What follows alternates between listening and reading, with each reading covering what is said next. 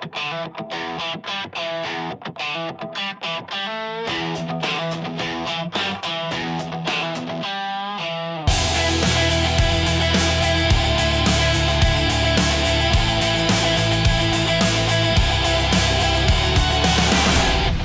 to the All Access Entertainment Podcast. I am your host, Joseph Bruen. This week, a very special guest, New England Hall of Famer, Pro Wrestling Hall of Fame, and of course, El Mascarado himself. Ladies and gentlemen, Bert Centeno.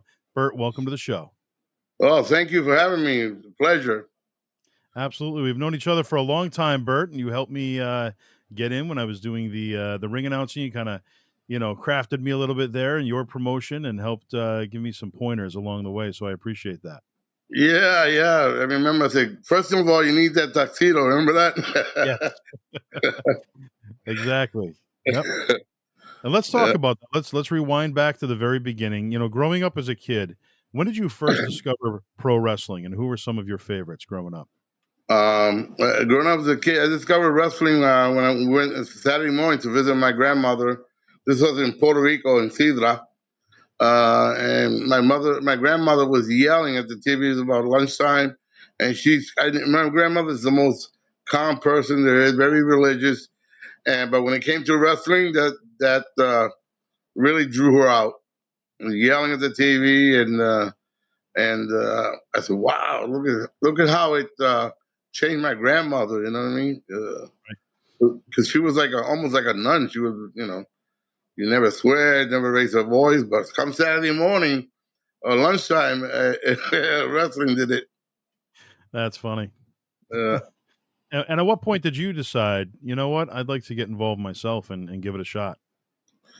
Well, with that instance, I want to do that, do what these guys are doing to make my grandmother proud. But, I've always liked, after that, I always liked it, always watched it. And then when I was in my, between 12 and 15, I was seeing a lot of the Mil Máscara movies and matches from Mexico. And I wanted to be Mil Máscara. As you notice, I pay a tribute to him in my gear. I had to change it because I didn't want no copyright infringement. But yeah, that's where my gimmick comes from, the El Mascarado gimmick.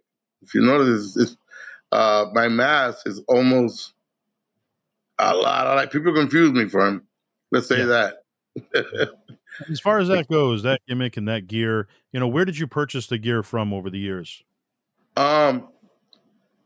There's another guy that was training at Killer Kowalski. He was from Ecuador. His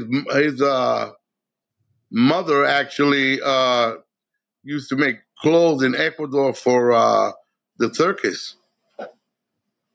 Okay. And when I drew the design of the way I wanted my mask, he said she could do it, and I got her the materials, and she did it. She made my first mask. I loved it, and she's never made a mask before, like a wrestling mask. And then over the years, I went back to her for when I started making the suits. Tony Rumble told me, "Bert, I need you to get different colors. To get the same suit but in different colors." And so then I went back to her, and then we sat down. I drew what I wanted, and we made everything the same style, but different colors to match the mask. So she did my first 4 or 5 masks, and then over the years when I started wrestling, I heard of a guy in Puerto Rico that makes them, and I called my cousin because he was going to wrestling school, and he found them, and I sent him my measurements. He made one that fit perfectly, and then he had my measurements, so every time I needed the colors, I just call him, and I buy 2 or 3 at a time. And would he also make the capes as well, or did you get those done elsewhere? No. He only made my mask after that. The lady from Ecuador, Esperanza is her name. She made all my masks and all my clothes, and all my capes. Every single one of them she made. I have 1, 2, 3. I have 5 different ones, 5 different capes, and about 12 different outfits with the mask. And you Yeah. mentioned the legendary Walter Killer Kowalski. That's where you got your initial training? Yes, sir. Back at the YMCA in Union in Boston. Tell us all Yeah. about that experience. Who was in the same class of trainees when you were there? Well, first in Worcester, every 3 weeks they used to come. The wrestling used to come to the Worcester Memorial Auditorium, and I never missed a match. And then uh, at that time, I don't know if you remember Pete Mitchell, Yes. the Super Moondog. Yep. He was like a local bus driver for the public schools, and then I started seeing him on Saturday morning in WWF, and I was like, wow.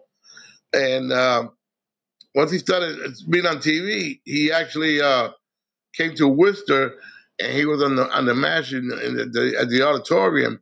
And on the way out, I pulled to the side. I talked to him, and I told him that I wanted to get into the business right after I graduated high school. And he gave me Killer Kowalski address and number. So Pete Mitchell actually got me to the school. He gave me the information I needed. And what was And then that I like went down. training with Killer Kowalski? What was he like, behind the scenes? Uh, I had a lot of one on. He was great, but I had. I remember the first time I went down. I went down there. It was a Tuesday night, and it was all the way on the third floor. You can hear people taking the bombs really loud, and so I went up to Kowalski, introduced myself, and he says, "How much you weigh?" I said, "180." He goes, "Come back when you're 200 pounds." So I took that. I went back to Worcester, and about 4 or 5 months later, I went back in September, and I was over 200 pounds, and I paid him off right there and started training, and uh, it was great. On Tuesday and Thursday night, that place was packed. There must have been 30 to 50 people there. Uh, trying to get ring time was really bad, so I used to just learn moves, and he would. At first, Kowalski would teach you how to lock up. He teaches the arm lock, and he teaches you how to the drop toe hold and stuff like that. And then this classes was also Saturdays and Sunday, and a lot of people didn't show up. So I had a lot of one-on-one time with Kowalski. Sometimes I was the only one there. So for like 3 hours, 3 to 4 hours, it was just me and him one-on-one. So I And was there another trainer there while you were there, or was it just Walter? just Walter and Big John Studd used to come around and visit. Um, every once in a while, and the other guys were doing like wrestling TV, and by that time, Berlin from Boston had just finished, or they stopped taping that, and I used to watch that every Sunday.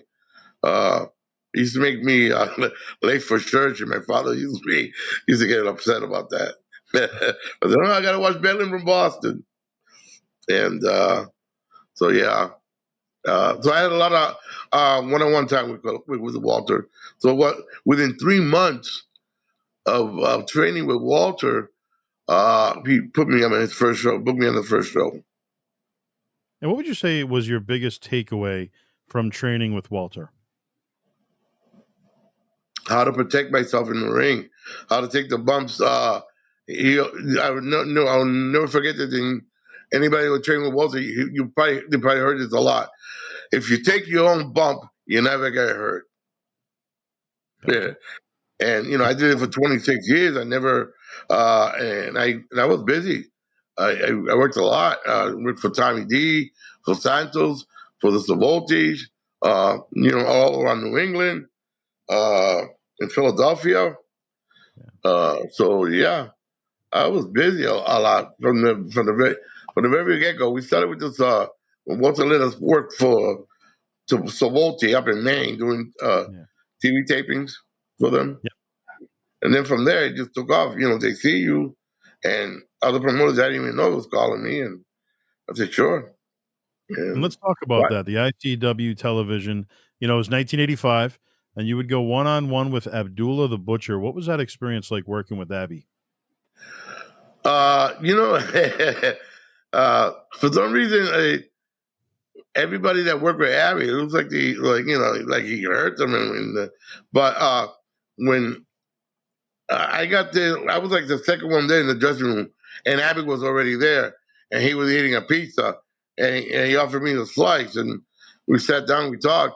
I didn't know I was working with that night, but being TV taping, you work uh, 3 times that one night, and I had him at the first hour, and he says, just follow my lead, kid," and we went in there, and he was light as a feather. Light as a feather. He dropped his big elbow, and I was like, "Wow, that was great. Do it again." And he did. He dropped that second elbow, and my wife was there, and she almost jumped over the rail just to try to get me, because it looked so believable that he was hurting at me. And when we got to the dressing room, light as a feather with me. And when did you first meet your wife, Brenda? 1985, I believe. Okay, Yeah. so around that same year then. Yeah. Actually, our first date was my graduating when I graduated from the school. It was my first match was in at the Webster Town Hall in Wow. Webster, Mass. And what was her never take forget on it. you being in the wrestling world? Huh? What was her take on you being in the wrestling world? Well, when she saw the ring, she thought I was a boxer at first, but she was scared that I was going to get hurt and I won't be able to work and this and that. So, but she, she said, it was my dream. So she backed me up all the way. And another TV taping that year, ICW television, 1985, you would team up as El Mascarado with Phil Apollo, and you would go against the Invaders number 1 and number 3. Do you remember who was under the masks as the Invaders 1 and 3 at that time? One was, I can't remember his name, but one of them was Jose Gonzalez was one. I remember it was Abby, Dory Funk, Carlos Colon, Gonzalez, and the other invader. I've seen him, but I didn't really know him. He was a little taller than Jose Gonzalez. Okay. Any memories of Phil Apollo over the years? Yeah, Phil Apollo and I, we worked a lot. I remember when he went to Texas and worked for the Von Erichs for a little while, and then he came back, and me and him we were working a lot of matches for Kowalski, for the Savoltis, for this other promoter Santos, and by that time, Rocky had the Empire Pro Wrestling was supposed to be a big deal, and I was supposed to be the light heavyweight champion for that company, and me and Eric Spager, and Phil worked a lot at the shows. They were ganging up on me because I was the light heavyweight champion, and then Eric would wrestle me, and just before I was going to pin him, Phil would get involved in the matches. Yep. And that very same year, 1985, you'd continue on with more TV tapings for ICW. El Mascarado teaming up with John Callahan, Sergeant Muldoon, against Al Perez and Jumpin' Joe Savoldi. Any memories of Al Perez or Joe Savoldi? Yeah, I remember Joe Savoldi. We talked a lot in the dressing room. He was a great help, with pointers on when you work in TV and all that stuff. He was, he was really cool, and they let you work. Jumping Joe Savoldi actually let you work. Yeah. And Tommy Savoldi, unfortunately, we lost not too long ago. Any memories of Tom?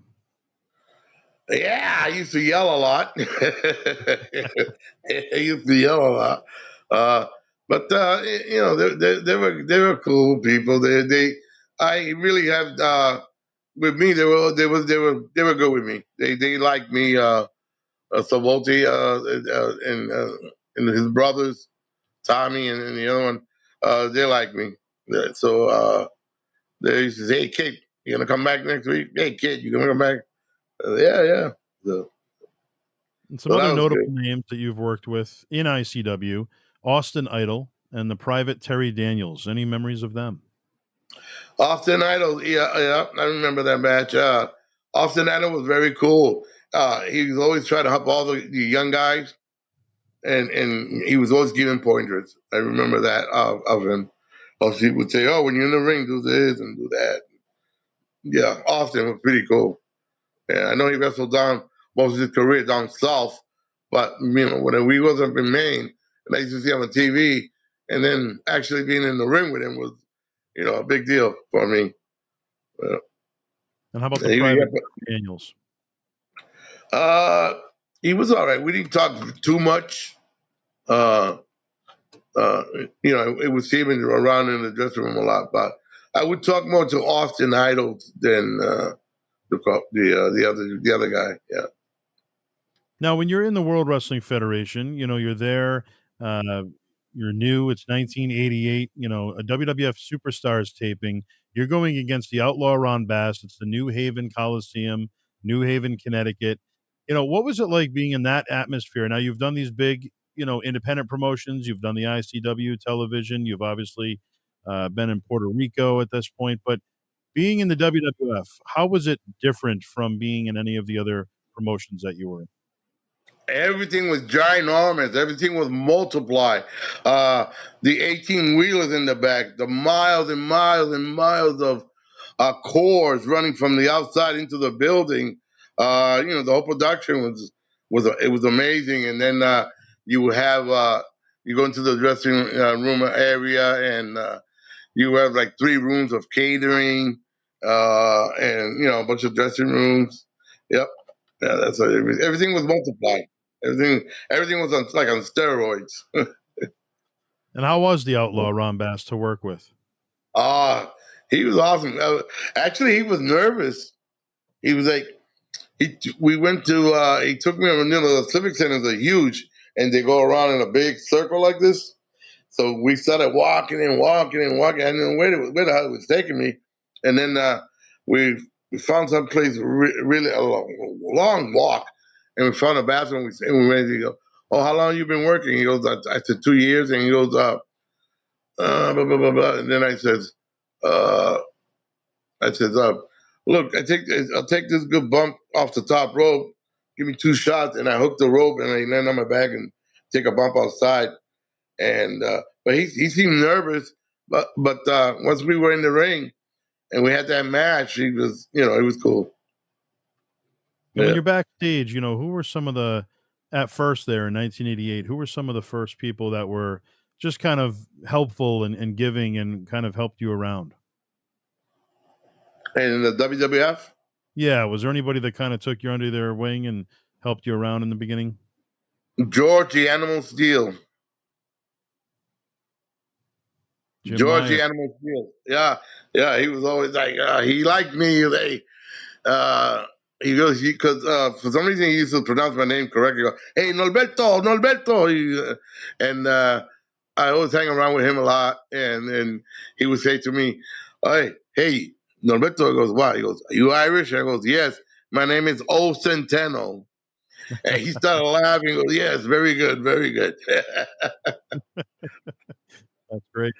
George the Animal Steel, one of the true classics in the wrestling world for sure. Yeah, yeah. Now, a day in your shoes, you arrive backstage, you're new to the World Wrestling Federation. What does a day look like for you? If you obviously get there early, but what's call time for you? And, kind of walk us through what you would do leading up to your match.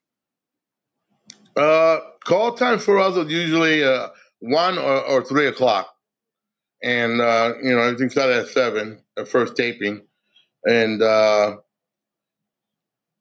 it was cool, and we were the first few times we were like, wow, wow.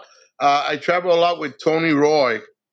Uh, Tony Roy, me and him would always get together, and because he's in New Hampshire, and he would have to go through Worcester to come through to go to New York and Connecticut. So he would always stop by at my house, and sometimes when we were on the road for 3 days and come back, he would stay at my house and then leave the next morning. Same thing with Brian Walsh. He stayed over my house a lot, and then I would bring him all the way to Rhode Island. Would you say that Brian Walsh was one of the top enhancement talent, to come through? Absolutely. I remember when I went to the school and my first day training and I saw Brian Walsh, I was like, wow, this guy is a level above everybody at the school. Everything he did. I mean, just even dropping an elbow was perfect. Perfect. He had the splash off the top rope, the superfly. I never seen anybody go so high than Brian Walsh. Wow. And at that time, he was billed from Pawtucket, Rhode Island. Was he actually from Rhode Island? I know he lived in Rhode Island. I think a different part, but he was built out of Pawtucket. And I just talked to Brian Walsh about 3 or 4 days ago. He finally got a phone with the text message. He told me, I don't know how to use this too much, so be patient with me. Yeah, that's great. Yeah. He's doing okay? Yeah, he's doing good. He's doing good. Yeah, we stayed in touch. Like I said, he used to stay over my house every time we were on the road, or I would drive him all the way to Providence. If we were coming from New York or that area, he would stay at my house. But if we were coming back from Maine and New Hampshire, then I would drop him all the way home. We travel a lot. When he couldn't get a vehicle, we traveled together. So 1988, oh, sorry, go ahead. I said Brian was the first guy who traveled with a lot until he went to Germany, and then Tony Roy and I travel a lot together. In 1988, you continue on, working for World Wrestling Federation. Obviously, it started with Ron Bass there. You'd continue on, this time it was Superstars taping once again, and it was the Rougeau brothers against yourself and Leaping Lanny Poffo. Any memories of that match? Yeah, the Rougeau brothers. Wow, you're bringing back a lot of memories. Yeah, the Rougeau brothers were very cool with me. Especially the one with the blonde hair. I forget his name. Escaped me. What's the one with the blonde hair? Jacques Rougeau had some lighter hair. Yeah, Jacques. Jacques was very cool with me. Yeah, we talked a lot in the dressing room, and he would tell me about in Canada. He said, "Bert, you should come up." My family or somebody. He said they had a fed up there and all this stuff. All right, I'll come up. Never happened, but he invited me a couple of times. And how about Lanny? What was he like? Lenny, I didn't really talk to him too much, other than going over the match and stuff like that, and hi and bye when I see him in the hallway. I talked to Randy more than I actually talked to his brother. Yeah. What was Randy like behind the scenes? I don't know if he was, but he was always on the gimmick. We were sitting down and one of Kowalski's guys was there for the first time, like Mike something, I can't remember the last name. And Randy comes up to us. We're sitting there, and Randy goes like this to me. He goes and says to Mike, he goes, "What's the matter, brother? First time?" Because Mike looked really nervous. That's great. Randy came. Yeah, it's a good impression right there. Yeah, I'll never forget that. Yeah. So you appeared on Superstars twice. Then you would go on that same year, 1988, to appear on Wrestling Challenge, which was obviously the Sunday program. This time it's at the Hartford Civic Center, Hartford, Connecticut, and you go one-on-one with King Haku. Now, King Haku has that reputation of being one of the toughest in the business, but I also heard that he's very easy to work with in the ring. What was it like working with Haku? Very easy, very light as a feather. light as a feather. He was like, he would go like, yeah, and you know, you just felt that. Yeah. Light as a feather. He was awesome. He was awesome. Now, at this And point, you're going from. Oh, go ahead. I would say the Samoans, me, you know, Alpha, and took a liking to me, and he used to bring me down to Philly to his shows, and in New Jersey and in New York when he ran, and when he would come down here for Tony Rumble, and you know, he would tell his, if I had when I had a match with their it was supposed to be the head shrinkers, myself, and I can't remember who my tag team partner was supposed to be, but Alpha told his boys is, you take care of Bert. Wow, that's You know, great. so I was supposed Looking to out. get a lot. Yeah, he was supposed to get a lot of my stuff in there, which was awesome. And I told the boys, "You take care of Bert." But yeah, for some reason, I fought and took a liking to me. I don't know if I reminded him like someone when I used to have my long curly hair, but uh, but yeah, he was awesome with me. Alpha, never forget it. You'd end up teaming up with Private Terry Daniels. This was in Binghamton, New York, for another Superstars taping. This time in 1989, and you guys would go against the Brainbusters, Tully Blanchard, Arn Anderson. You know, a fantastic tag team. What was it like in the ring with them? Uh, Ann Anderson was light as a feather. I got to work with him and his tag team partner. But yeah, Anderson, for everything that he does, looks so vicious. You know what I mean? Very aggressive, very vicious. But man, light as a feather, true professional. I'm true professional. And when we went back to the dressing room, he gave me a hug, shook my hand, says, "Good job, kid." Blah blah blah blah. You, you'll do well in the business. Blah blah blah blah. You know, and giving encouragement words, which is So you're at nice a of them to do. You know, they didn't have to take time out of their schedule to say anything to us. You know, they could have been like other guys, just walk away to the curtain, and that was it. But he took the time to thank us and you know, say a few kind words to me. That was great. that is great, and he's got a great reputation. And I guess that's why he actually does care. Yeah, yeah. And I hear to the grapevine that even to today he helps a lot of the newcomers. Yeah, yeah, he sure does. How about Vince McMahon? Any interactions with Vince McMahon over the years while you're there?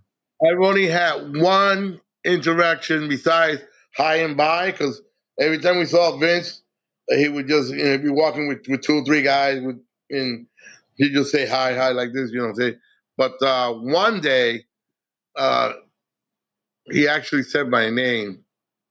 He says, "How you doing?" We're walking by. He goes, "How you doing, Bert?" And I was like, "Oh, how you doing?" And I was like shocked that he remembered my name. But then I realized that, oh, that's right, he does color commentary, so you got to know the guys, you know. And the best compliment he gave me during the match, I think I was with Kama or whatever, and then oh, Kama's doing this to Bert Centeno, and Bert Centeno is not a small man, and I was like, wow, look at Vince giving me a compliment, Nice, you very know. nice, building you up. That yeah, that was good because you know, I'm not the tallest guy. I'm only 5'7", and all through high school when I you know was training to lifting the weights to get into wrestling, everybody would tell me and their sister, "You'll never make it. You're too short. You'll never make it. You're too short." Yeah, boy, I showed them, huh? Yes, exactly, right. And you'd be brought back to the World Wrestling Federation in 1993. You'd be on Superstars once again, and this time against Adam Bomb, Brian Clark. What was it like working with Brian? Oh, I remember that show was in Worcester. That was his first television taping. The other what he done was the marionettes introducing. But Adam Bob, I was the first one to break him in the WWF. Him and he has Scott, Scotty, the Taylor? Flamingo, Oh, Raven, yeah. the Flamingo thing. Yeah, It he was was Johnny Scotty, Polo. Johnny Polo, yes. he had that gimmick, and that was supposed to be like his manager, and that was Adam Bond's first TV taping in Worcester. We taped, I believe, and uh, we had a great match. We called him, and I was there, and then he was like, "Oh, thank you very much." I was so nervous. He was telling me because I was there for every spot. Boom, boom, boom. You know, In so that that was same cool. year, 1993, you'd be in And let me Halifax, just Nova let me Scotia. just say that he remembers me every time we do one of your Hall of Fame autograph signing thing. Yeah. He remembers me. He comes up to me, Bert. And it's like, Oh, wow, that's great. that's pretty cool. Yeah, that's pretty cool. I mean, that's a long time ago. One Sure. match, and he still remembers. He's a great guy, one of the good ones in the business for sure. Yeah, yeah. In that very same year, 1993, you'd go on to Halifax, Nova Scotia, another taping of Superstars, and you'd wrestle Mr. Perfect, Kurt Hennig, one of the greats in the business. He's a ribber. Were you on the receiving end of any ribs, number one? But number two, what was it like working with Kurt? No, no, not no risk from me. He did it to the other guys, Sean and some of the other guys, on the contract. But I remember that match. I was supposed to go out there. I went out there with Razor Ramon first hour. The second hour, I went down with the head shrinkers. I think they were called something else. They were babyface at that time.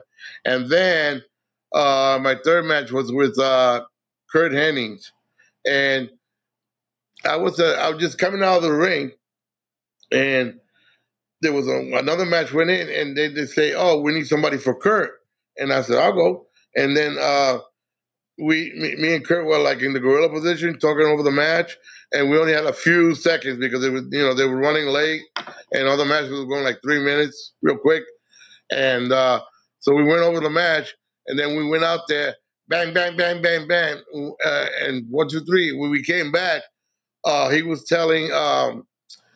Uh, this guy who used to be an agent there. What's the guy's name with the four horsemen, with the glasses? J.J. Dillon. JJ Dillon. He was me and Kurt came to the curtain, and he grabbed JJ Dillon. He says, "You got to put him on the contract, man. We had only a few seconds to get ready for this match, and this guy didn't even miss a spot. He was right there for everything." And that was really cool of Kurt. I always remember that. Giving me a good, review with J.J. Dillon. And after that, I think it was the Knickerbocker Arena one time. We were up there, and J.J. Dillon, I can't remember who I worked with, but, you did 3 tapings.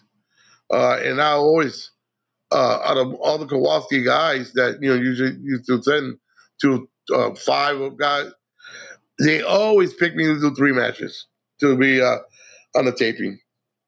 Wow. I was always at first I thought it was a bad thing, but I got a lot of airtime. Yeah. Now, when you're getting paid, to do these shows, are you being paid per show? Are you being paid per match if you have 3 matches? Each day you get a payday each day, yeah, and so you go in Monday, you get paid for those matches. You go Tuesday, you get paid for those matches. You get paid 3 times, and then they would pay for your hotel and mileage and gas. You give them all the receipt, and they will reimburse you. And it was pretty cool because Skolin used to pay us, and he would always round it off. It was if we spent $760, he give you 8. He always rounded it off. Oh, wow. Okay. And how We was always Arnold got Skolden behind the scenes? huh? What was Arnie like behind the scenes? Well, he was always playing cards and smoking cigars and cracking jokes. Yeah, he was always always cracking jokes. Now, we talked about Mr. Perfect and how ribs were pretty big with him. Did you ever witness or hear about any ribs? Any stories you have? At the Law Auditorium, he was putting he took Owens some of Owens' gear and put it in Xbox a thing, and then took X-Pac, whatever he had, put it in Owen's bag. That's the only one. Like he swapped their gear. Wow, So it's when they funny that go you into mentioned that. I've never heard a story of a ribber ribbing a ribber, because Owen Hart and Mr. Perfect, two of the biggest ribbers. yes, I think Owen was kind of still new at that time, so he wasn't really into ribbing, as we hear today. You know, He didn't because master it yet. he was he was still new. He's probably a little shy because he was still new, but believe me, once he got the win of it, yeah, I guess he became one of the best at it. Yes. Now you're doing all these events, you're going from venue to venue. What are some of your favorite venues over the years that you've worked in? The buildings, Utica, New York, because we did a lot there, and that building is humongous. Utica, New York, uh, the Knickerbocker Arena, the old Knickerbocker Arena. That I always like the big buildings. I don't know why. I used to have a great matches, bigger pop, uh, in Knickerbocker Arena, and I used to love the Lowell Memorial Auditorium. There was something about the Lowell Memorial Auditorium that it felt like home. It was close to Worcester, and I knew it very well. I wrestled there about 3 or 4 times with Vince's group. And you mentioned Razor Ramon, working with him. How was he to work with? And He was good. He was very good. Yeah, he took care of me. He didn't hurt me or anything, and everything he called everything. As he was doing it, which we didn't have to, but that's good in case you get lost in there. let's talk about the agents. There were different agents at that time. Obviously, you mentioned George Steele being a great one. Who were some of the other agents while you were there, and did you have a favorite to work with? Chief J. Stroma was there, and he was pretty cool. Uh, uh, Bughead Jack.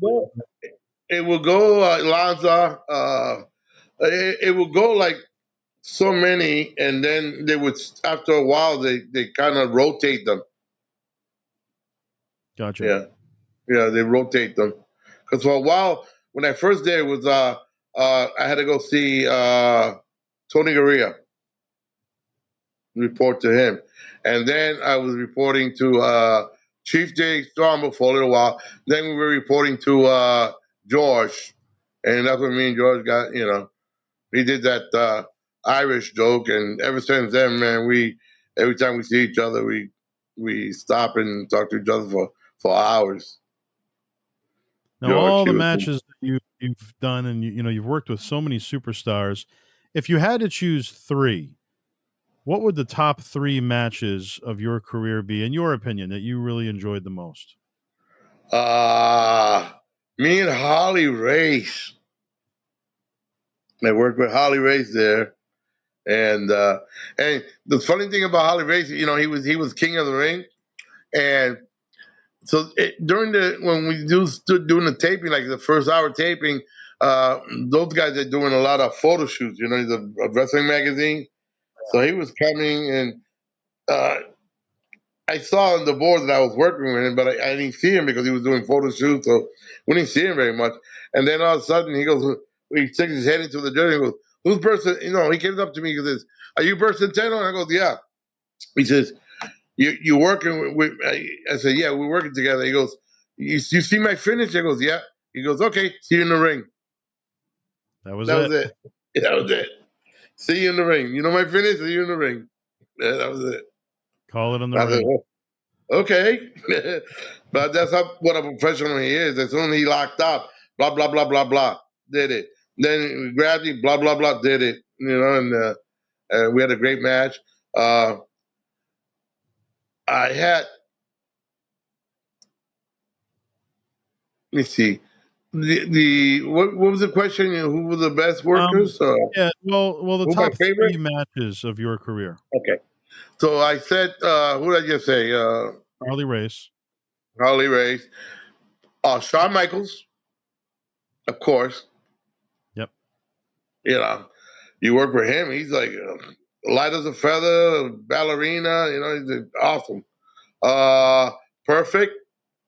Perfect was great. I mean, there's a lot, but oh my God, who do I want to say? Lex Luger. I'll tell you a story about Lex Luger. Uh, they had he was doing the first hour. He did a taping with somebody, and when the kick went down, Lex Luger was supposed to jump over him, and Lex Luger tripped jumping over into the other rope. Tripped on live TV. It was like, whoa. No, it was like, it was first hour. And I was, oh, well, when I did it in the dressing room, because we were watching on a monitor. So Yeah. suddenly he tripped. We all were like, oh, oh, oh. And then, they continue the match, whatever. He comes through the curtain. He's pissed. He's fucking, ah, ah, ah. And then I was supposed to be with him second hour. I was supposed to work with Lex. And for some reason, they put me somebody else and they changed it. And then Lex came up to me, hey, how come they took us off the board? You don't want to work with me? I go, no, I've been dying to work with you. I said, they just changed it. I don't know why, but yeah, I'm dying to work with you. So the next night, when we did the tapings, I got to work with him. And I said, don't worry, I'll make you look good. You won't trip with me. And what was that like working with? Yeah, he was for some reason, he's supposed to be a veteran. Probably got more time than me in the business, but by that time, I was in the business for a while. Like I was a light heavyweight champion in a lot of the independent promotions, and I had some experience. And he let me call a match. Wow. Yeah, he let me call the match. It was a short match, but he let me call it, and we did that thing, and the drop down, and he didn't trip when when I did it, so it was pretty good. Yeah. And in 1993, you do another TV taping, and this time it was Wrestling Challenge once again, and it was Sydney, Nova Scotia, as you wrestled El Matador Tito Santana. Any memories of that? Oh, yeah, yeah, I remember that. Yeah, well, that day me and Tito were talking, because we speak Spanish, so we talking Spanish. We're sitting together in the dressing room, talking back and forth, and blah blah blah. We start playing cards for a little bit, and then we go out there and we did our match. He had me in the corner. He said, "Give me some heat." Like flip him around. I'm doing this. Like you shoot him in the corner. I do my handstand head scissors, and then I picked him up, slammed him, and then went off the top rope. But as you know, when the other guys give you a lot to do in the ring, the guys that are on the contract, when you see it on TV, they edit all the good stuff out. I remember the first time I did a TV taping, and Tony Roy called me. He said, "Did you see your match?" I go, "No, I just got home." He goes, "Everything you did is edited out. All my comebacks." He goes, "What?" So that's how they keep their boys looking, guys on the contract looking strong. They edit everything you do. So when you see it looks like a squash match. But yeah, they edit. They would let me and Sean work. They would let me and the 1-2-3 kid work a lot, back and forth matches. But then when you show it, it's edited. You mentioned Utica, New York. Utica, New York, you'd go on to a Superstars taping once again in 1993. You team up with Rich Myers against the Heavenly Bodies, Gigolo Jimmy Del Rey, Dr. Tom Pritchard. Tom Pritchard has a reputation of being one of the greats in the ring. What was it like working with them? Tom Pritchard, they both were excellent. As a matter of fact, I had an injury. I think it was a shoulder injury. I wasn't. I think it was something with my shoulder, uh, and so we went in there, and I talked to Pritchard, and I told him, and then when he told Del Rey, he says, "Hey, brother, got this, blah blah blah blah. Don't do this. Don't touch him there." And the other guy started. We went in there, and we had a great little match, and then he did the finish, and light as a feather. That rated the finish off the top rope. And did you travel alone from show to show? Did you ever have travel buddies or? Uh, Sometimes I would travel alone. Yeah, I would travel alone uh, a lot to New York and stuff like that. But when they had Walter's Boys on there, it was at the beginning with me and Brian, and then me and Tony Roy for a long time. Yeah, most of all the WWF shows, TV tapings, uh, we it was either me and Tony Roy or me and Tony Roy and a few other guys. And would Walter attend some of these shows? Would he be backstage? Very, very, very rarely. When when uh, when Hunter started got on the contract, he would come around more. Okay. Or Paul Levesque, when he Yep. was got on the contract, Paul Kowalski would show up more. And you go on to your very first Monday Night Raw. Obviously, this is a big deal. It's a new show. It's a new feel for the World Wrestling Federation. The famous Manhattan Center, and you'd go Yes. against Mr. Hughes. So 1993, Mr. Hughes over 300 pounds, but he was he moved quick in the ring. What was it like working with Curtis Hughes? He was awesome worker. A big intimidating man, and he picked me up nice and easy, dropped me beautifully. His punches were excellent. Light as a feather, light as a feather, and we had a pretty good match. I went over the top rope. I took a big bump for him, and I went up so high when I came down. I hit the camera guy and knocked him out. Oh my gosh. If you look at the tape and you slow it down, you could see where they edited it. As soon as my feet was almost hit the camera guy, they edited it. But everybody Wow. who was at the Manhattan Center, saw the guy go down and get hit. Any Yeah. memories of ring announcers Bill Dunn or Howard Finkel? Howard Finkel, a lot. I used to talk to Howard Finkel because a lot, because he used to come to the Worcester Memorial Auditorium when I was a kid, when I was still in high school. Yeah, so I used to talk to him then. I picked his brain about wrestling. Uh, I used to in high school. I used to take a course video communication. So I would videotape with the old reel to reel tape video before video became all compact.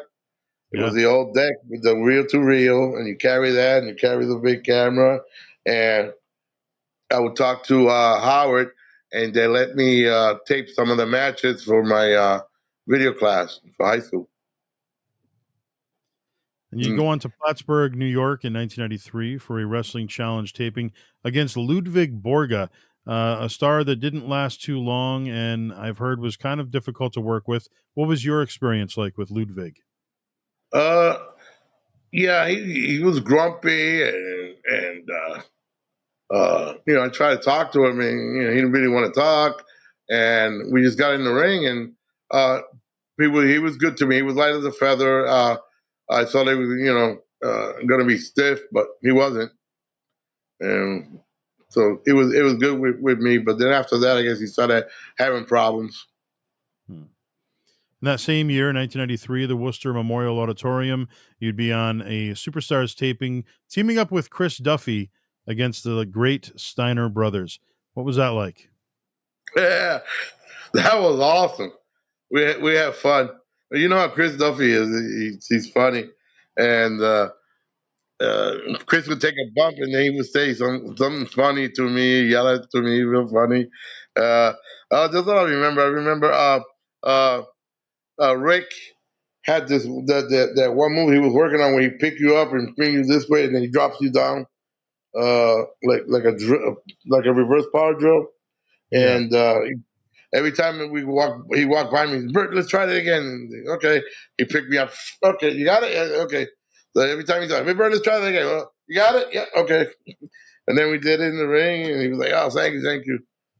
Yeah, I didn't want to hurt nobody, So I said, "Yeah, cool." But And he's were they strong. stiff in the ring or they were pretty good? No, no, they were both. I didn't work too much with his other brother, but I worked with Rick, and he was light as a feather with me. Yeah. And on two occasions, you would work on TV tapings against Billy and Bart, the Smoking Guns. You would team up with Barry Hardy against the Smoking Guns at one point, and then there was another match. You teamed up with Barry Horowitz. So one was in Augusta, Maine. One was in Portland, Maine. First, let's talk about your partners, Barry Hardy, Barry Horowitz. Any memories of them?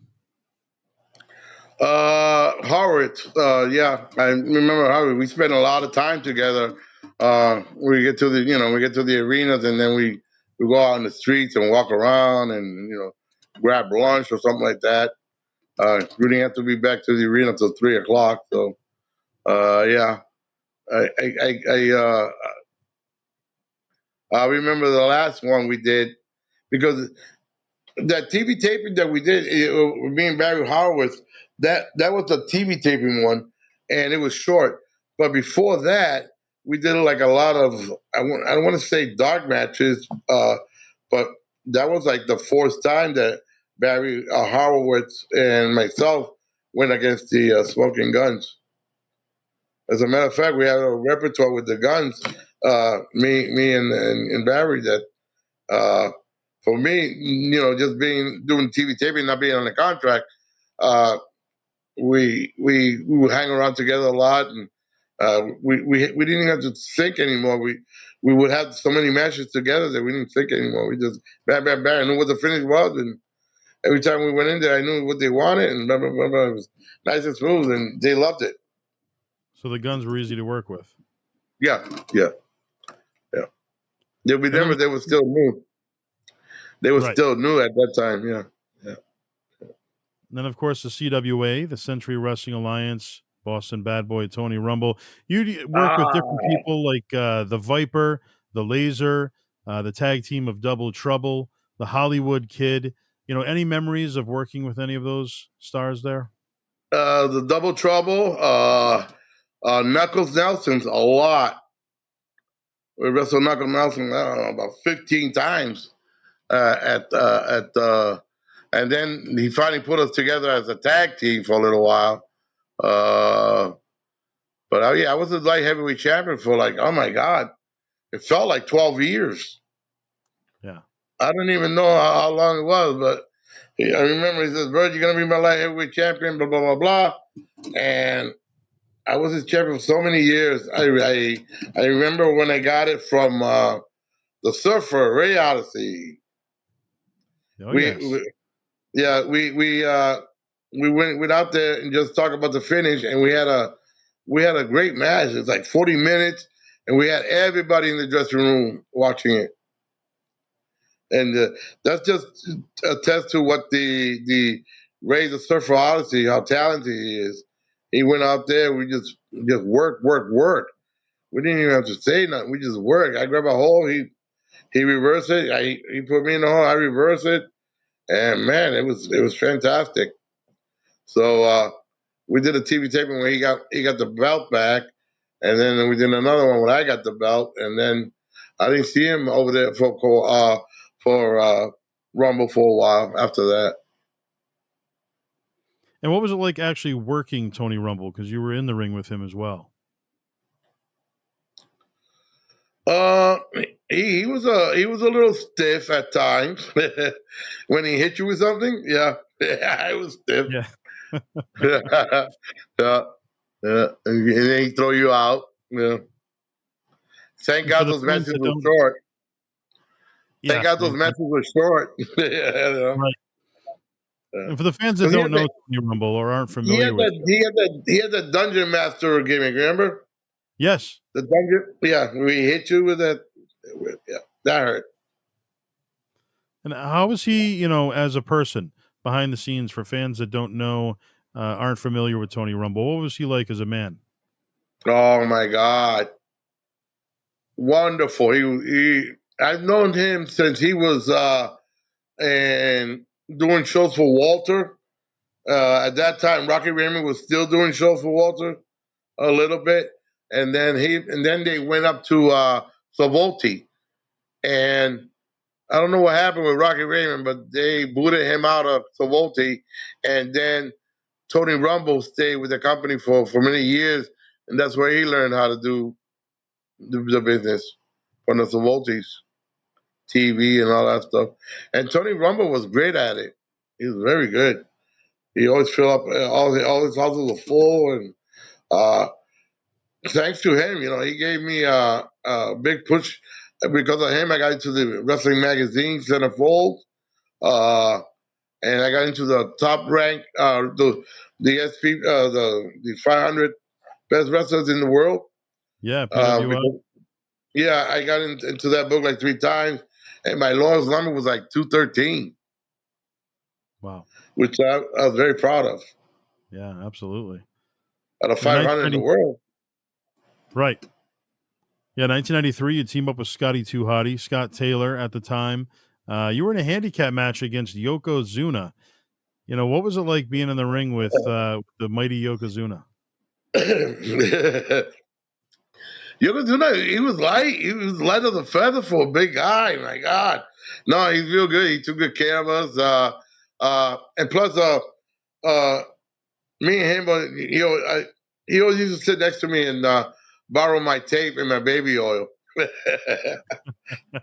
Hey, can I borrow your tape? Yeah, bro. He waits and he goes, hey, can I borrow your baby oil? He goes, they give you the bottle, he gives you this much back. Yeah, And I said, why you always borrowing my stuff? I said, you're the one making the big bucks.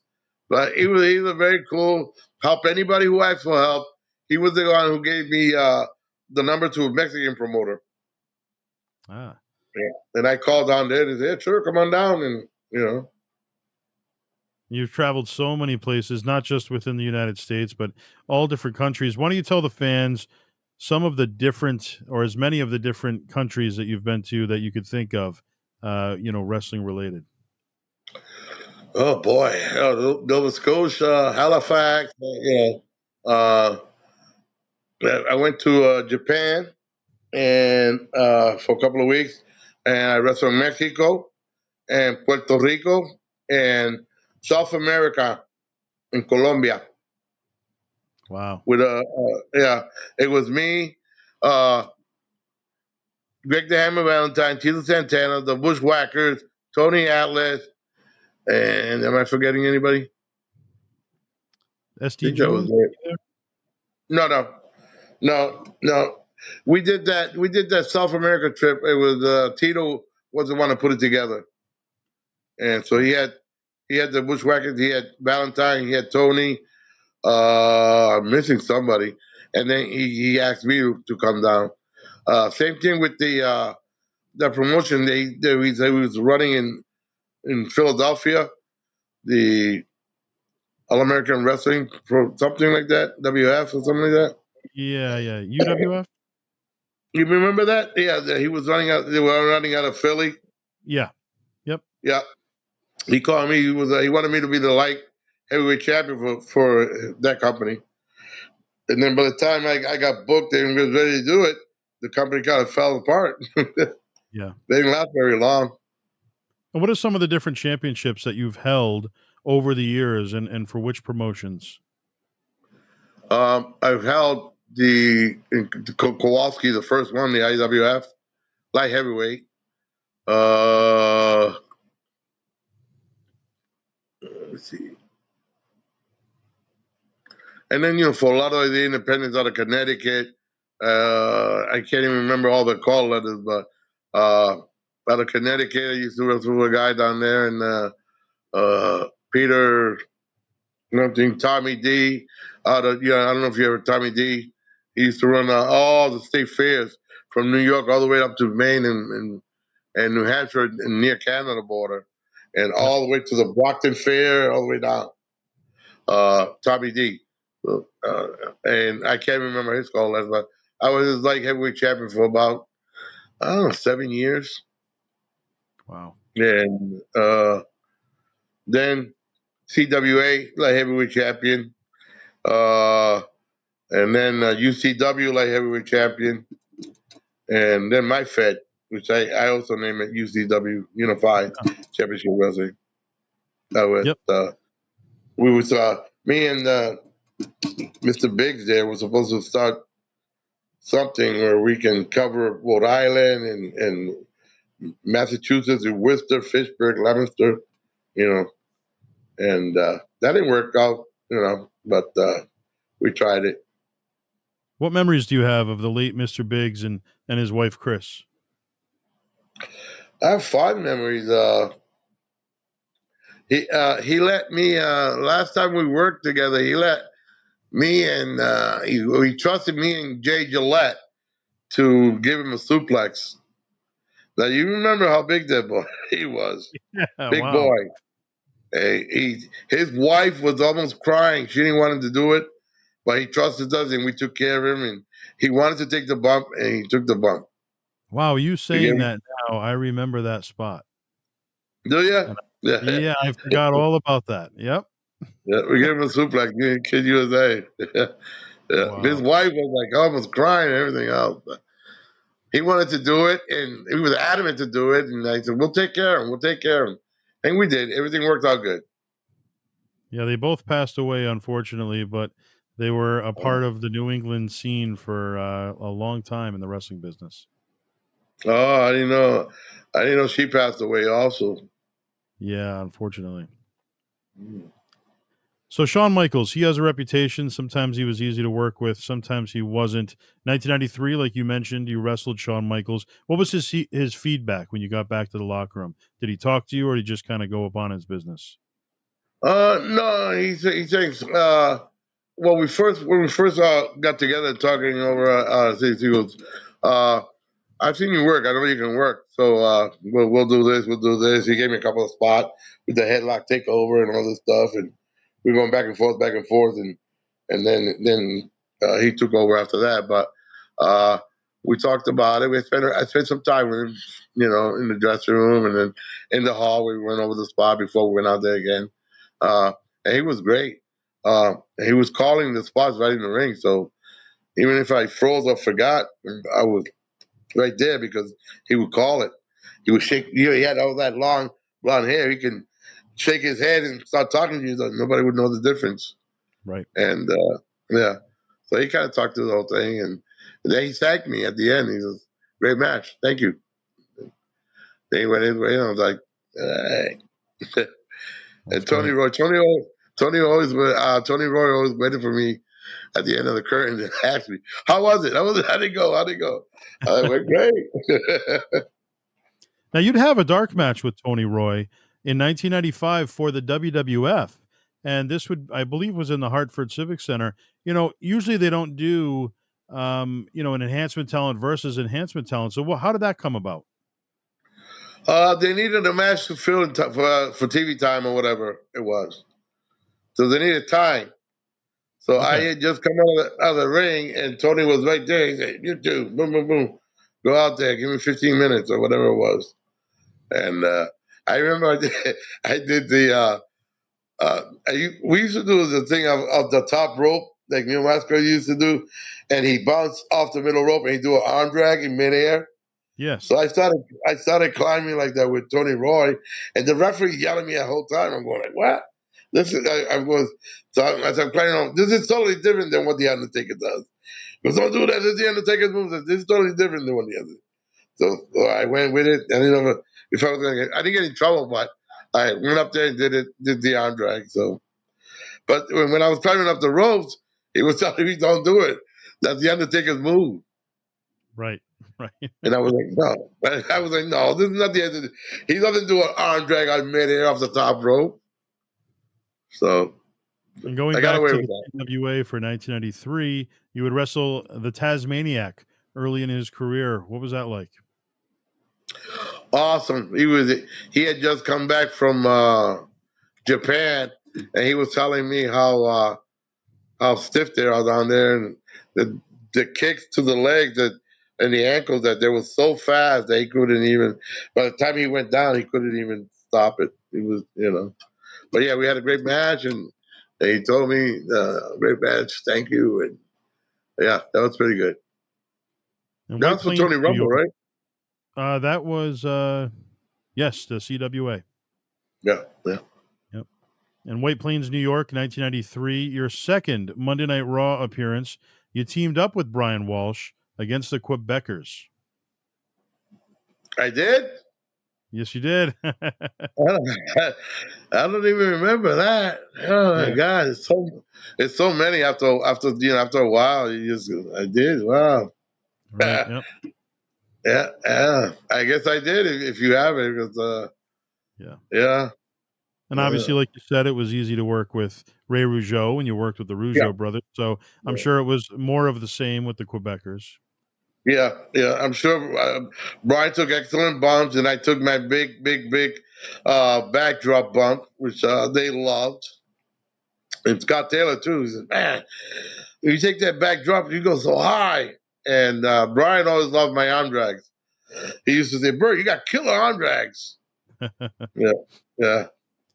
In 1994, you'd be in Springfield, Massachusetts, the Springfield Civic Center, WWF Wrestling Challenge against Sparky Plug, who was new to the business. Thurman Sparky Plug obviously became Hardcore Holly.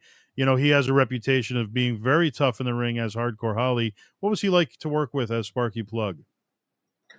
Uh, he was good, except for the hammerlock or anything with the he put a little bit more pressure than he needed to. So but other than that, he was okay. The shops were hard, and any hammerlock he give you a little bit of a ow, easy brother. In that same year in Yeah. 1994, you'd go on to the Lowell Memorial Auditorium, WWF Superstars taping as you worked Ray Apollo, Doink the Clown. Any memories of that?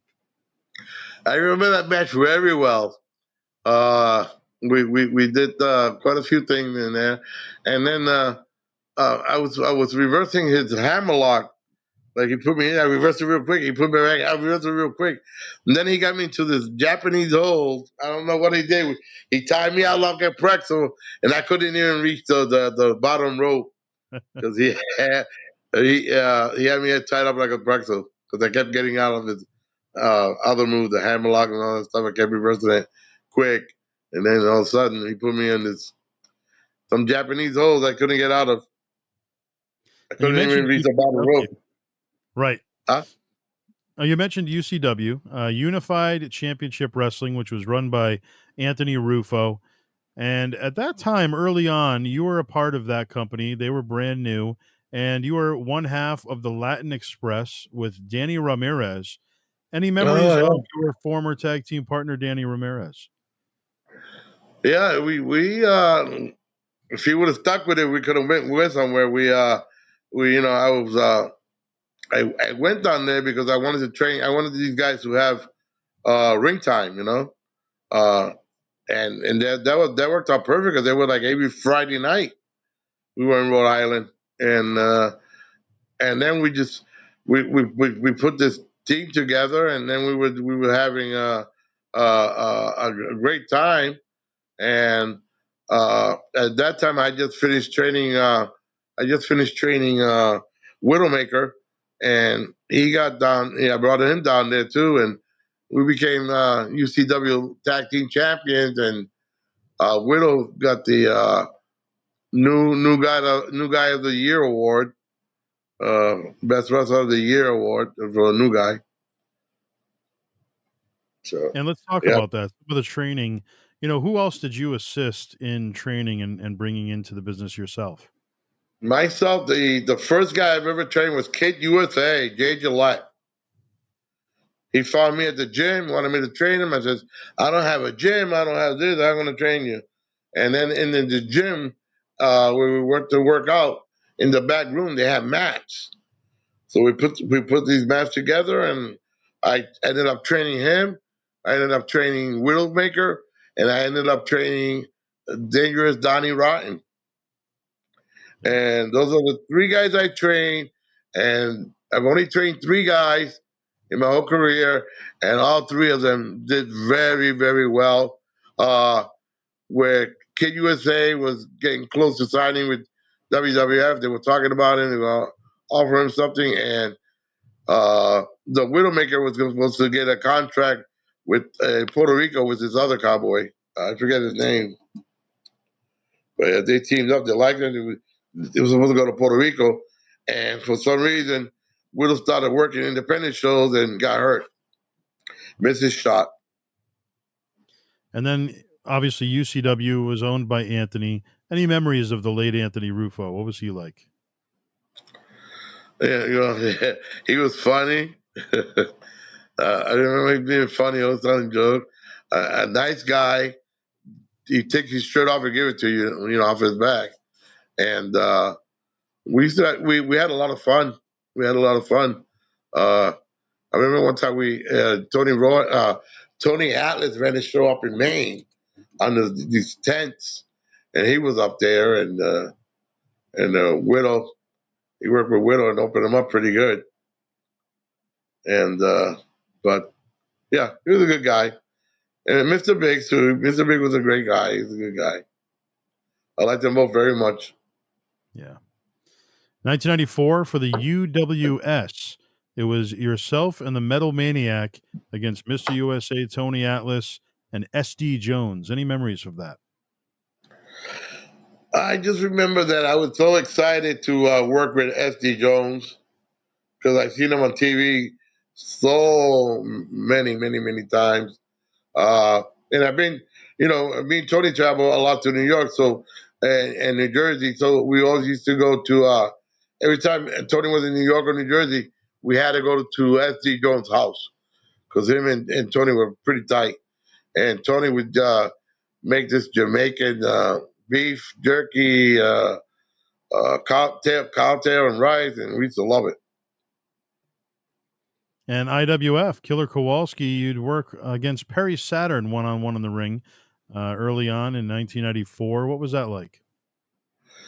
That was good. At that time, Perry was already really well developed in his wrestling skills. He was very good. It doesn't matter the time before he got signed because he was that good. Yeah, we went out there and we had a great match. And he said, "Oh, I seen you work, brother." Blah blah blah, and blah, blah. And he gave me a couple of compliments, and I said, "Yeah." And we went out there. We had a great match. I think we stole the show that night. And also for the UWS in 1994, you'd go one-on-one with the Metal Maniac. Any memories of Metal Maniac, Jeff, over the years? I remember he used to spend a lot of time on his makeup. and when you wrestle him, he was like, "Slow it down, brother, slow it down." Every time to the whole match. He wanted to walk through a match. He didn't want to do anything running, anything. He just liked to work a match. He didn't like taking bumps. He didn't like it fast. He would slow down all the time. All you chubby dubbies in TV land. Yeah. Let's talk about Mike Spada with WWA. Mike Spada, you were a big part of that promotion for a while. Yourself and Don Vega, of course, the Puerto Rican franchise at one point in that promotion, and obviously you wrestled singles as well. What was it like working for WWA? At the beginning it was great, and he had such a great brain for the business. My God, he can come up to and put a card together like nobody's business. If I had a show where I could hire people to do certain things, he would be one of the writers or whatever. You know what I mean? Because he has so many great ideas that you wouldn't even think of. But Spada being Spada, always got to screw something up. Right. Yeah. 1994, the CWA, Century Wrestling Alliance, of course, once again, you'd be back. And this time against the Astro Man, somebody you had history with. What was it like working with Astro Man? Wow. We worked so many matches, so many cage matches. We worked a lot against each other. We worked as tag teams against, together. But Astro Man got trained in the Dominican Republic. And down there, they work really stiff. So everything he did was, stiff. If you put the boots to your head, you had a headache for 3 days. Oh. Yeah, he was stiff. Yeah, but I just hit him back real stiff to get, I like to Right. work light as a feather. I don't want to wake up in the next morning and be all sore. But he loves being stiff, so I would lay him back in there. I remember you'd often see Astro Man in the hardcore matches. That was his specialty for a while there. That was his specialty. Yep, yep. He loved bleeding like a pig. He loved it. In your third Monday Night Raw appearance, you team with Barry Hardy once again, this time against the Bushwhackers. This was 1994. What was it like working with Luke and Butch? Well, I worked with them in Puerto Rico. I worked with them up in Maine with Savolte. Uh, they just love to go out there and have fun. You know, they love to have fun, and they would talk to, oh, let's do this, and they would start laughing. Oh, let's do this. It'll be funny. Blah blah blah blah, like that, and we had a good time. And what Yeah. advice do you have for somebody who's looking to get into the business now? Well, now it's much easier. I mean, if you're a real true athlete and you can get to that development NXT, you got it made. You know, Okay. I don't know how they do. I know they hold auditions for that. So if you want to make it, that's the only place. I mean, you can go to other independent federations, but if you want to make it, you're gonna have to go through NXT anyways. You know, like if you make it at the independents, you make a name for yourself. Then eventually you get invited there. But if you can just go in and then and get trained, by that, you have a really good shot. And you'd go on to work 1994 for WWF for many other matches. You'd wrestle the 1-2-3 Kid twice. You'd wrestle Bob Backlund, as you said, Lex Luger. You were in the ring with the great King Kong Bundy. Any memories of King Kong Bundy or Bob Backlund in the ring? Yes, with Bob Backlund, every time he was doing a TV taping with WWF, I would always go and sit down with him because he was so nice. He reminded me of Brian Walsh. He was so nice like that, and I always picked his brain, asked him questions and about the old days, about this, about uh, some wrestling holds. If I had a question about, and he was always so graceful and generous that way. And with Chris, what can I tell you? I wrestled him so many times up in New York, in Pennsylvania, WWF, and one the one time he put me over was a show for Killer Kowalski in Southbridge, Massachusetts, and it was me and Tito Santana versus King Kong Bundy and not the freight train, but the other guy, the bigger guy, Bulldozer. Oh, yeah. Could remember Killer Kowalski had this guy Bulldozer? It was a pretty big boy. Yeah. Yeah, yeah. Well, he teamed up with uh, uh, King Kong Bundy, and we worked a program. We did 2 shows, and we did 2. I opened a match with uh, I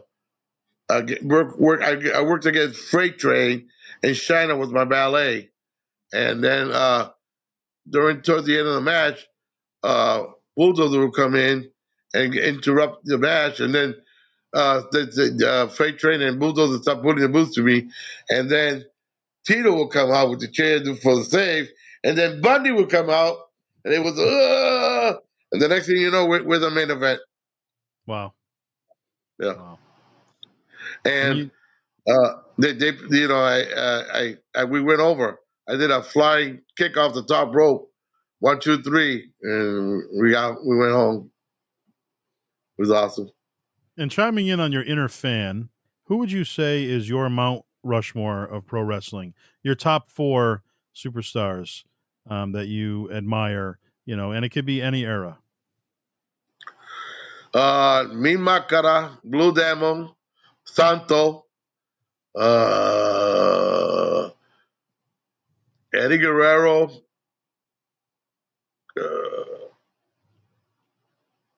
I would say Rey Mysterio. He knows a lot, but the reason I don't say Ray was because when he's, when we first saw that pay per view, World Collides, and he was like real skinny. He looked like 15 years old. Yeah. Yeah. Yeah. So all these guys can lift him up and throw him around like nothing. So he looked great because he was so light. You know what I mean? Right. But now that he's bigger, good for him. Uh, so who else? My goodness, Harley Race was a big one for me. Backlund, so many. Did you ever get the Sean, opportunity to meet Mil Mascaras? yeah, I met him in Worcester Memorial Auditorium. Every time he comes down there, yeah, got to What shake was his he like? hand. Huh? Nice guy? Yeah, nice guy. Yeah, we spoke in Spanish, and he always signed the pictures for me. And we got to talk to him. Then I got to meet him again in I think it was for Tommy Jeanette out of Connecticut. We did a state fair, and there he was. And I got to see him without the mask. You know how he's very protective Yeah. with the mask? I got to see him without the mask. Oh, wow. Yeah. Totally different than what I expected. Yeah. Yeah. In the WWF in 1995, you continue on with World Wrestling Federation. You team up with Tony DeVito against the Allied Powers. Lex Luger, once again, this time with the British Bulldog, Davey Boy Smith. Any memories of working with Bulldog? Yeah, it was awesome. He let me do quite a thing. That's on YouTube, if you look it up. Uh, I did this spot where I tagged Dave and push him in the corner and I grab his leg and I'm working his leg and I give him the heat in the corner and after a while of 2 minutes of giving him heat, he picks me up and then we slams me down with that power bomb he does and 1 2 3 we went home. And But you were yeah, there for it was the 80s. You were there for the early 90s. You were there for different generations, different eras. You were there for the mid 90s, obviously, for the new generation. In 1995, you'd go on to work with Rad Radford, Louis Spicoli. You'd work with Kama, the Supreme Fighting Machine. You'd also work yeah. with Hakushi. A lot of the new talent that were coming in, Savio Vega, the Executioner, Terry Gordy, and also Triple H. I forgot about Terry Gordy. Yes, so Terry Yeah, Gordy, coming back yeah, as the Executioner. What was it like yeah. working with Terry? With Gordy, light as a feather. My God, what a big monster! What a big guy! What a heavy guy! And he could land on top of you, and you wouldn't feel a thing. You feel like a pillow. That's like you tell the professional guys, because whatever they do is they light as a feather. And working with Triple H at that stage in his career did you expect him to go as far as he has? I knew he had the look. When I first met him at the school, I knew he had the look. I said, "Wow, this guy, if he can learn his wrestling, he's gonna make it big." We didn't know that's big. I mean, he's running the WWF now, right? Yeah, pretty much, basically. He's Who in, would yeah. have thought that out of that school over at the Malden in Malden? At that time, we were training in Malden, and he was there. Perry was there, and China was there, and they were still, they didn't have the names. China didn't have her name yet. He was still going there as Jody, and Triple H didn't have his name. He was going as Terrorizing, and from those practices and that workouts that we did in the school, I would work with Paul, and we have good 20, 30-minute matches at the school, and Perry Saturn would go, "Wow, that was a great match." And you'd go on to run your own promotion, like you mentioned, the UCW Ultimate Championship Wrestling. And you'd often run throughout Massachusetts, Leicester and Fitchburg and Worcester, the Friendly House, the Right. Boys and Girls Club, many different Right. venues. throughout the area. And you used a lot of people that at that time I hadn't seen in the Rhode Island area. So people like Master Sandy, Delicious Dave Vicious, Slick Wagon Brown, Latin Fury Luis Ortiz. Obviously, you Yeah, had Kid USA, Jay Gillette, and Leroy Brown. The yeah, dynamic kid Louis Vega, another guy. yeah, yeah. I Kid USA had a body, a Fred, out of Connecticut, and they wanted this guy was going to run a school for them in Connecticut. It was Is that Fred Yale? what? No, yeah, Fred Yale. The original trainer for that school was supposed to be one of the Italian stallions. What's his name? That became partner with Yeah, I with know who. I don't know his real name, but I know the Italian stallion. what was his work name? Paul. Not too He sure. was he was he was with the Mr. Wonderful tag team partner in WCW. Oh, Paul Roma. You're Paul talking. Roma. Oh Roma, yeah. yeah. Paul Roma was supposed to run that school for Fred, Oh okay. and at the last minute he backed out.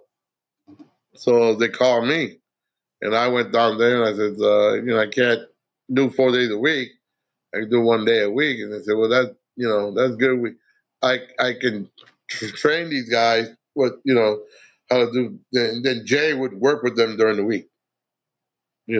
Whatever I taught them on Sunday, Joe would keep working with them during the week until I came back the following. And we did that for like 4 years, and we graduated a few guys that doing very well.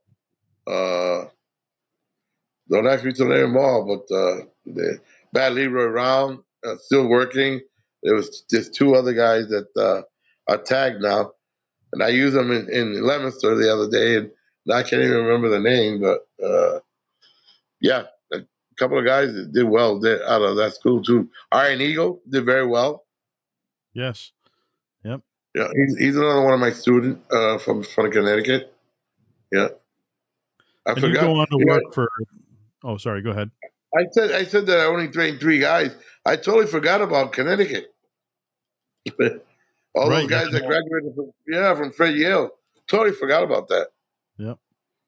And you go on to work for other promotions like NWW Extreme for Trooper Gilmore. Of course, you'd work for Chris Otaro, Powerhouse Wrestling. You'd work for my spot shows that I would run, the HWF, the Heatwave Wrestling Federation. You were heavyweight champion there. You'd had some great matches with Jose Perez for my promotion. What was it like working with Jose over the years? Wow. He was. I used him on my shows too. Awesome. Boy, he had so many ideas.